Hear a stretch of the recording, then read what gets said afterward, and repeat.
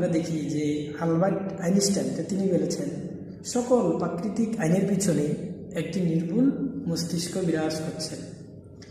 তো আরও দেখি আমরা লর্ড কেলভিন, তো তিনি বলেছেন যে আপনি যদি গভীরভাবে যথেষ্ট চিন্তা করেন তাহলে বিজ্ঞান আপনাকে বাধ্য করবে ভগবানকে বিশ্বাস করতে। তো আমরা জানি যে নিউটনের একটা গল্প রয়েছে, তো সেটা হচ্ছে কি যে তিনি তার নাস্তিক বন্ধুদেরকে সেই গল্পের মাধ্যমে শিক্ষা দিয়ে তিনি আস্তিকে পরিণত করেছিলেন।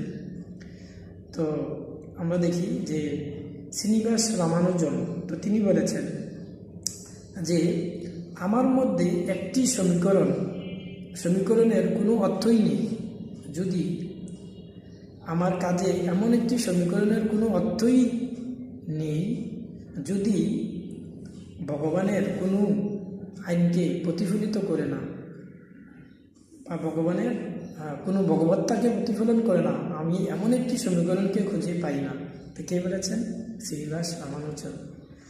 তো মাইকেল ফ্যারাডে, তো তিনিও বলেছেন যে ভগবানের অস্তিত্ব ছাড়া কোনো কিছুই সম্ভব না।